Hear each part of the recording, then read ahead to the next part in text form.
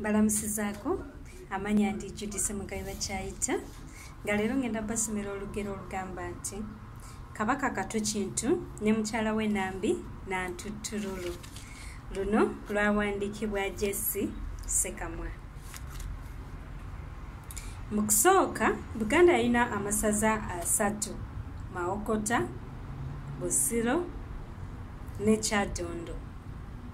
Era n'abantu mu Buganda baalimu balumaggamagga ng'obulevu bw'embwa. Era mu kusooka mu Buganda mwalimu ebika 6: ekika ky'Effumbe, ekika ky'Olugave, ekika ky'Engero, ekika ky'Ennyonyi, ekika ky'Enjaza n'ekika ky'Emmamba. Abakulu b'ebika ebyo be baafuganga abantu baabwe. Naye mu kwegatta awamu n'Abaganda, abakulu b'ebika ebyo baalinanga olukiiko lwabwe tabamiruka. Naye mu kwegatta awamu ng'Abaganda, abakulu b'ebika ebyo baalina olukiiko lwabwe tabamiruka. Omukulu w'ekika ky'Effumbe ye yalinga ssentebe w'olukiiko olwo. Kato Kintu bw'atyo bwe yasanga Obuganda nga mu mwaka 1314 ng'ava ku ludda lw'olusozi Masaba mu Bugishu ng'ajja alwana. Bwe yatuuka mu Buganda, abantu Kato Kintu be yajja nabo yabagabanyaamu ebika 13. Kato Kintu yagatta ebika by'abannansangwawo 2 bye tulabye waggulu 6 awamu n'ebibye 13 byonna n'abifuula eggwanga ly'Abaganda erimu. Ye n'abeera Kabaka.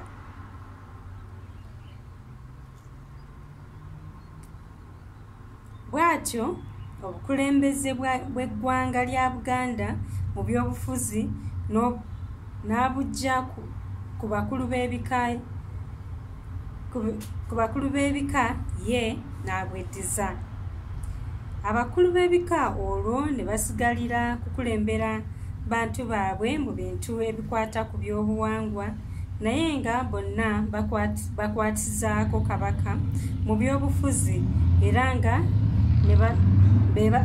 be batuusa abantu baabwe ewa Kabaka, kubanga buli kika kyalinanga emirimu emyawufu era emitongole gye gyakoleranga Kabaka nga kikulemberwa omukulu w'ekika waakyo.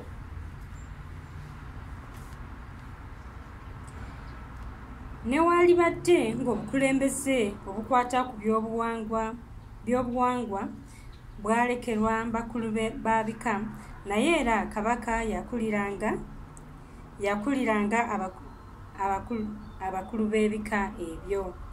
Awo nno Kabaka kyeyava abeera nga ye mukulembeze w'ebyobufuzi ow'oku ntikko, ate era nga ye Ssaabataka akulira abakulu b'ebika. Era Kabaka ye yasalirangawo abakulu b'ebika ensonga ezaabanga zibalemye okuttaanya bo bokka na bokka nga zikwata ku by'obuwangwa. Obulombolombo bw'Abaganda bwongera okugamba nti Kato Kintu teyajja na mukyala mu Buganda. Bwe yamala okulya obwakabaka kwe kuwasa Nnantuttululu omukyala ow'ekika eky'Enjaza. Ekimu ku bika 6 Kato Kintu bye yasanga mu Buganda. Kabaka wa Buganda owokubiri ye yali Chwa Nabakka era yali mutabani wa Kabaka Kato Kintu. Ye ono yatondawo ebika 5. Ono yazaala omwana omu ow'obulenzi nga ye Mulangira Kalemeera. Omulangira Kalemeera bwe yagenda e Bunyolo okulya ku lubiri lw'Omukama teyakyusa kudda mu Buganda. Era yafiira mu Bunyoro naye ng'amaze okuzaalirayo Omulangira Kimera gwe yazaala mu Wannyana, omukazi ow'enseenene. Kabaka Nnabakka bwe yafa ate nga tewali mwana we mulenzi wa kusikira Namulondo, Abaganda kyebaava batumya Omulangira Kimera e Bunyoro n'ajja asikira jjajjaawe Chwa Nnabakka. Bw'atyo Kimera n'abeera kabaka wa Buganda owookusatu. Abawandiisi b'ebyafaayo bya Buganda ab'ebiro bino nga bawandiika mu lulimi Olungereza wano we batabukira era bakola ensobi nga bagamba nti kabaka wa Buganda omuberyeberye ye Kimera. Oyo Kabaka Kato Kintu wa Bugero Abangereza kye bayita mythology. Bongera ne bagamba nti era Kimera yava Bunyoro mu lulyo lw'Abajaluwo abalangira b'e Bunyoro be bayita Ababiito, abaawamba obwakabaka bw'Abachwezi nga mu mwaka gwa 1500. Era kino kitegeeza nti ne Kimera Omubiito yajja mu Buganda n'awamba obwakabaka ku Baganda. Kino kikafuuwe. Kimera we yayitirwa okuva e Bunyoro okujja okusikira jjajjaawe Kabaka Chwa Nnabakka. Kabaka Kato Kintu yali obwakabaka bwa Buganda yabutandikawo dda nga mu mwaka gwa 1314. Ate Abajaluwo abaawamba obwakabaka bwa Bunyoro obw'Abachwezi kino baakikola mu mwaka nga gwa 1500. Ate era Kimera teyali Mubiito. Kimera bwe yali ava e Bunyoro okujja okusikira Namulondo y'e Buganda yajja n'abantu bangi nnyo abaamuwerekerako anti Abaganda bagamba nti kiridde obwami tekibulako mikwano. Era bwe baatuuka mu Buganda ne basalawo obutaddayo Bunyoro gwe anti be bali abasajja ba Kabaka abo abaamulyanga mu ngalo. Abantu abo bonna Kimera yabaawulamu ebika 28. Okuva olwo mu Buganda temuddangamu kutondebwamu bika birala. Bwe kityo ebika binnaasangwawo ne biba 6 ebyajja ne Kato Kintu.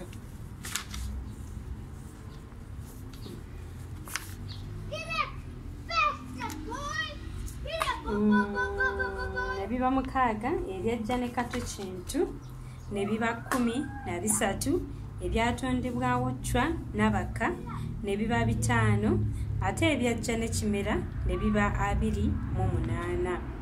Byonna awamu ebika ne biba 52 mu Buganda na guno oguchwa. Olugero lwa Kintu ne Nnambi lwe tulabye lulimu okwefaananyiriza engeri abantu gye batandikamu okubeera mu nsi Buganda okuviira ddala ku kutondebwa kw'ensi. Olugero luno lukulu nnyo era lwa munda nnyo mu nnono y'Abaganda. Naye ate ekyokusaalirwa olugero luno lugenda ne lukwanyizibwa ne ku ntandikibwawo y'obwakabaka mu Buganda.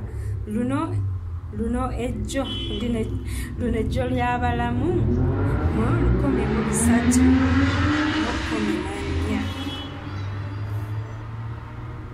Ekintu kino kitabudde nnyo abawandiisi ab'ebyafaayo bya Buganda mu lulimi Olungereza. Abawandiisi abo Kabaka Kato Kintu bamuyita wa lugero oba wakwefaananyiriza bwefaananyiriza naye nga teyabeererawo ddala mu lulimi Olungereza kye bayita mythology. Mu butuufu Kabaka Kato Kintu yaliwo ddala era olw'okulowooza nti nno Kabaka Kato Kintu wa lugero abawandiisi abo kye bava bagamba nti Kabaka wa Buganda omubereberye atabuusibwabuusibwamu y'ekimera. Eno ensobi nene nnyo mu byafaayo bya Buganda era abawandiisa abagikola beebo abatamanyi bulungi lulimi Luganda n'ennono y'olugero lwa Kintu ne Nnambi. Ekintu ekireetera abawandiisa abo okugamba nti no Kabaka Kato Kintu yali wa lugero bugero, ye yennyini Kato Kintu ye yakyereetera nga yeegattako erinnya lya Kintu so nga mu kusooka yayitibwanga Kato. Kino kyajja bwe kiti nga bwe tunaalaba eyo mu maaso. Okuva lwe tumanyi nti Kabaka Kato Kintu mu Buganda yasangamu abantu nga mu mwaka gwa 1314 kiraga bulazi nti Kintu ne Nnambi abali mu lugero lwaffe baawufu ddala ku Kabaka Kato Kintu ne ku mukyala we Nnambi Nnantuttululu abasanga nga Obuganda bulimu abantu era nga bufugibwa abakulu b'ebika 6 bye tulabye eyo waggulu. Kato bwe yamala okufuuka Kabaka wa Buganda era n'okuwasa Kabaka wa Buganda era nga amaze n'okuwulira olugero lw'ensibuko y'Abaganda olwa Kintu ne Nnambi yayagala abantu bamulabe ng'eyazaala Obuganda awamu ne mukazi we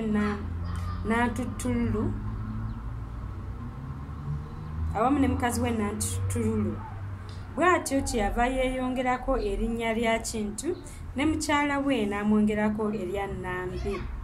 Abaganda bannansangwawo be baali bamanyi obulungi mu buwangwa bw'Abaganda nti be bajjajja baabwe ababeryeberye. Mu byafaayo by'Obwakabaka mu nsi zonna ekintu kino kirabika nnyo olw'okwagala okugulumiza olulwe lw'omuntu oyo aba asoose okubeera kabaka mu ggwanga erimu oba oyo aba yeddiza Obwakabaka ng'abujja ku oyo abubaddeko. Tusaana tumanye nti Kato Kintu yajjanga omuwanguzi era n'akaka Abaganda abali mu bika ebyo 6 binnansangwawo bamukkirize okuba omufuzi waabwe. Bwe kityo obuyinza obw'okukulembera abantu n'abujja ku bakulu b'ebika n'abweddiza. Olw'okwagala okugulumiza obukulu bwe kyeva yeeteekako erinnya lya Kintu ne mukyala we n'amugattako erya Nnambi. Bwe batyo Abaganda babalabe bombi ng'abasooka okuzaala abantu mu Buganda.